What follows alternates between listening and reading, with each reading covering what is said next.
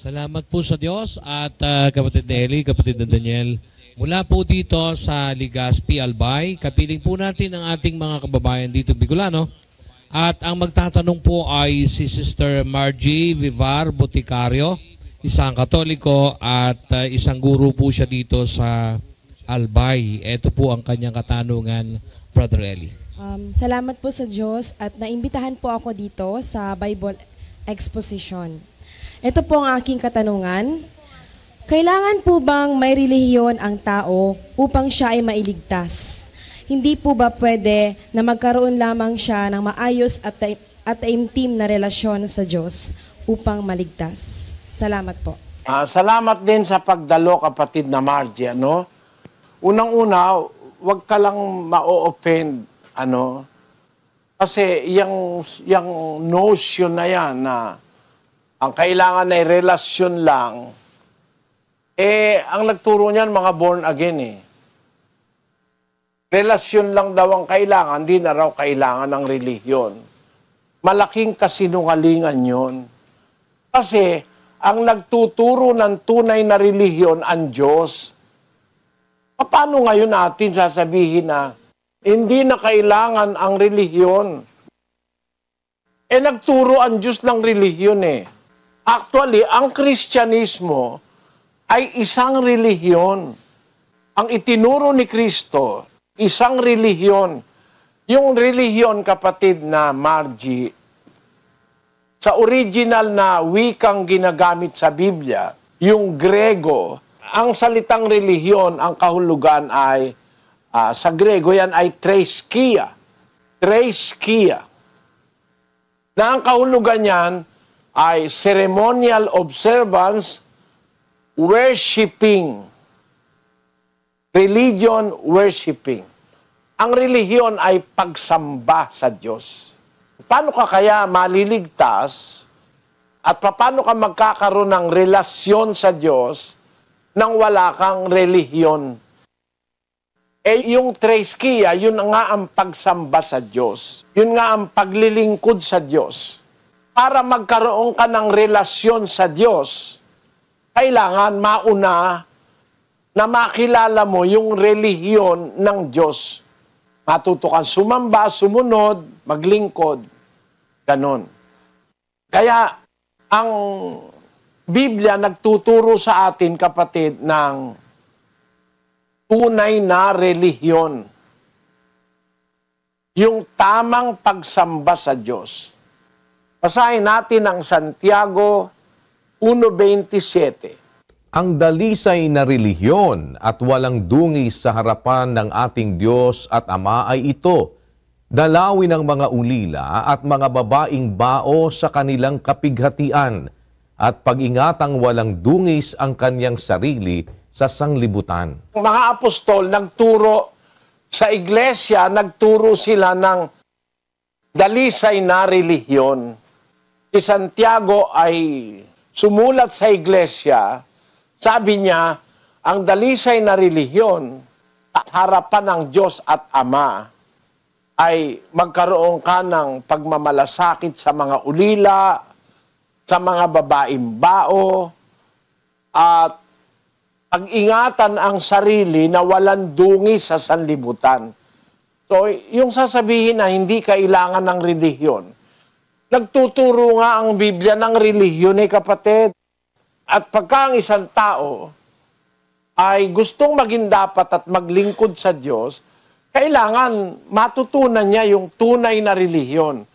At yung tunay na relihiyon, itinuturo yon ng mga apostol, ng mga ebanghelista na isinugo ng ating Panginoong Hesukristo. Sila ang naging tagapagturo nung tunay na kaparaanan ng pagsamba, paglilingkod o ng relihiyon. Kapatid, para sasabihin natin nga hindi kailangan, ba't maituturo ng mga apostol kung hindi kailangan? Illogical, ituro mo ang isang bagay na hindi kailangan sa kapal ng Biblia tapos hindi naman pala kailangan, ituturo mo. Ang mga apostol, lahat ng kanilang turo, utos ni Kristo yon. 14:37 ng unang Korinto. Kung iniisip ninyo man na siya'y propeta o ayon sa Espiritu, ay kilalanin niya ang mga bagay na sa inyo'y isinusulat ko na pawang utos ng Panginoon. Nang isinulat ng mga apostol, pawang utos ng Panginoon. Sinulat nila relihiyon. Hindi naman pala kailangan. Pero kasi mga born again, na gano'n sabi, hindi kailangan na ikarelihiyon. Kasi para sa born again, ang isip nila ang relihiyon, yung iglesia. Ano? Hindi raw kailangan na iglesia. Kaya tawag nila sa kanila, hindi iglesia, born again eh. Pero alam mo kapatid na Margie, no? Pati yung iglesia, kailangan yun eh. Tinayo nga ni Kristo yung iglesia eh. Tapos sasabihin ng born again, hindi raw kailangan. Kailangan daw relasyon. Panlulokong diretsahan sa kapwa yun eh. Salita yun ng hindi nakakaintindi ng Biblia. Ito ang anak ng Diyos. Ito ang Diyos Ama. Nagtayo ng iglesia. Tapos sasabihin mo, hindi kailangan. Hindi kailangan na reliyon. Ang kailangan lang relasyon. Maling pananampalataya. Wala sa Biblia. Kasi ang nasa Biblia, ang itinayo ng Diyos na iglesia, mahal niya. Minahal din ni Kristo. 5 ng Efeso, basahin natin ang versikulo 25. Mga lalaki, ibigin ninyo ang inyo-inyong asawa, gaya naman ni Kristo na umibig sa iglesia at ibinigay ang kaniyang sarili dahil sa kanya.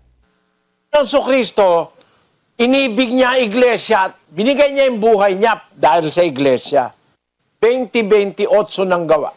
Ingatan ninyo ang inyong sarili at ang buong kawan na sa kanila'y ginawa kayo ng Espiritu Santo na mga obispo upang pakanin ninyo ang iglesia ng Diyos na binili niya ng kanyang sariling dugo. The church of God which He hath purchased with His own blood.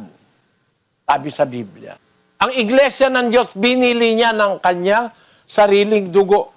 Yun ba ngayon ang hindi na kailangan? Binili nga ng dugo ni Kristo eh. Hindi raw kailangan na iglesia. Ang isa dyan, yung si Pat Robertson. Yun naman ang ginaya ng mga pastor ng born again dito sa Pilipinas. Tinan mo sabi ni Pat Robertson. Dito po sa kanilang ang sagot, si Pat Robertson sa pahina 80-81, sa tanong na kailangan ba akong sumapi sa iglesia para maligtas? Ang kanilang sagot, para maligtas, kailangang tanggapin si Jesus bilang Panginoon at tagapagligtas. Walang ibang paraan. Ang pagpasok sa iglesia ay hindi makapagliligtas. Pagpasok sa iglesia, hindi makapagliligtas. Pag mali ang iglesia, mapapahama ka. Pero yung minahal ni Kristong iglesia, ibinigay niya ang kanyang buhay para doon. Sabi mo, hindi na kailangan. Maling aral yan ni Pat Robertson ng 700 Club. Hindi raw kailangan ng iglesia. Paano ngayon yan? Nagtayo ang Diyos ng iglesia.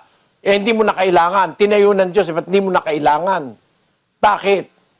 Kasi ayaw mo ng iglesia. Ayaw mo rin ng relihiyon. Ang gusto lang, tanggapin lang si Kristo. Paano ba pagtanggap kay Kristo? Basahin natin ang isang talata ng Juan 12:48. Ang nagtatakwil sa akin at hindi tumatanggap sa aking mga pananalita. Kapatid na Margie, no? Sabi ni Kristo, ang nagtatakwil sa akin at hindi tumatanggap sa aking mga pananalita. Pagka pala, hindi mo tinatanggap ang salita ni Kristo, tinatakwil mo si Kristo. Para matanggap mo si Kristo, kailangan tanggapin mo yung kanyang salita. Siya nagsabi na may iglesia no? Paano mo tatanggapin si Kristo? Ayaw mong tanggapin yung salita niya. Ayon kay Kristo, pag itinatakwil mo yung kanyang salita, hindi mo tinatanggap, hindi mo siya tinatanggap. Ang nagtatakwil sa akin, hindi tumatanggap ng aking mga salita, mayroong hahatol sa kanya, isang hahatol sa kanya. Ang salitang aking sinalita, siyang sa kanya'y hahatol sa huling araw. Tingnan mo kapatid na Margie, dapat pala para tanggapin mo si Kristo, tanggapin mo pati kanyang salita. Hindi ka pwedeng maging Kristiyano pag si Kristo lang na pangalan ng tatanggapin mo. Dapat tatanggapin mo pati kanyang salita, yung aral niya. At isang malaking bahagi ng aral ni Kristo, yung pagiging kaanib sa iglesyang totoo. Yan ang dapat ninyong maintindihan, mga kababayang born again. Sasabihin, hindi na kailangan ng relihiyon, ang kailangan relasyon. Paano ka magkakarelasyon kung hindi ka magiging bahagi noong sinasabi sa Biblia na iglesia na kinaroroonan ng mga taong lingkod ng Diyos? Ando ng mga apostol, ando ng mga propeta, ando ng mga guro, ando ng mga ministro, ando ng mga diakono, ando ng mga obispo sa iglesyang totoo sa Biblia. Ang Diyos lahat ang naglagay nun. Paano ka magkakarelasyon kung di ka sasama sa mga apostol, sa mga propeta? Pakinggan mo ha, sa unang Juan 1:3. Yaong aming nakita at narinig ay siya rin naming ibinabalita sa inyo, upang kayo naman ay magkaroon ng pakikisama sa amin. Oo, at tayo ay may pakikisama sa Ama at sa Kanyang Anak na si Hesukristo. At ang mga bagay na ito ay aming isinusulat upang ang ating kagalakan ay malubos. Tama kapatid na Margie, sabi ng mga alagad, yung nakita namin, yung narinig namin, alam mo yung narinig nila, yung aral ni Kristo. Ibinabalita namin sa inyo yon para magkaroon kayo ng pakikisama sa amin. Magkakaroon tayo ng relasyon sa mga apostol. At tayo'y may pakikisama sa Ama at sa Kanyang Anak. Magkakarelasyon tayo sa Ama at sa Anak pagka nagkarelasyon tayo sa mga apostol. E paano tayo nagkakarelasyon sa mga apostol? Pagka tinatanggap mo yung kanilang narinig at nakita na kanila namang isinulat. O, basahin natin sa English, kapatid na Daniel. That which we have seen and heard declare we unto you, that ye also may have fellowship with us. And truly our fellowship is with the Father and with the Son, Jesus Christ.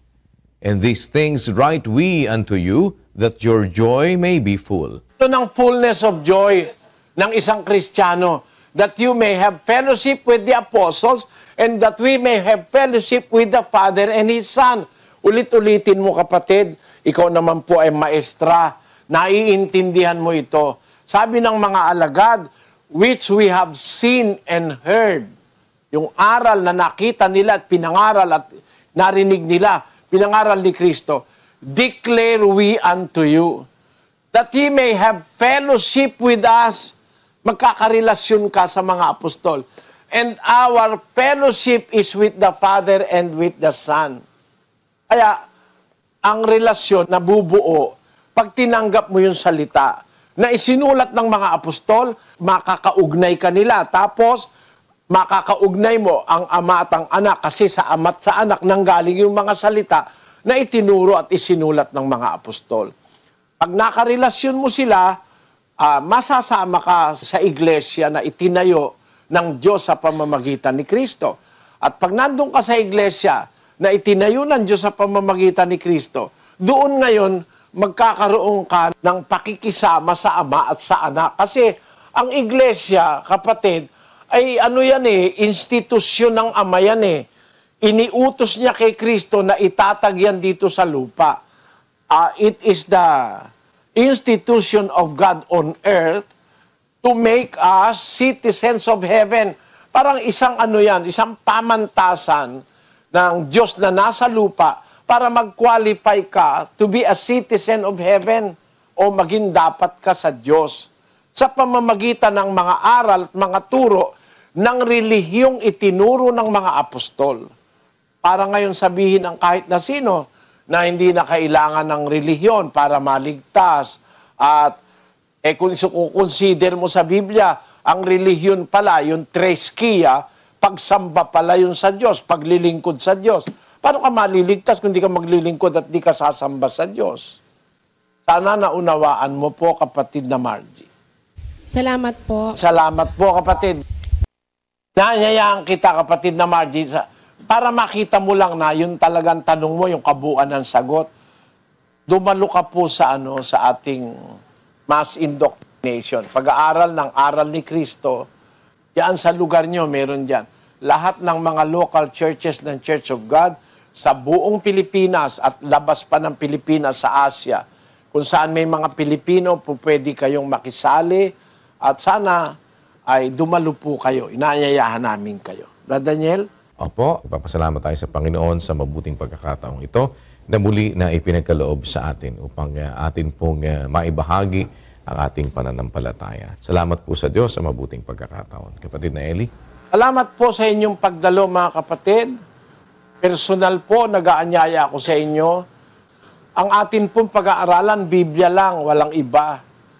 At maaring makatulong ako sa inyo, hindi nyo alam yung talata, maaring alam ko, mai-share ko sa inyo, maibahagi ko sa inyo para magkaroon tayo ng mga kaalaman sa kasulatan.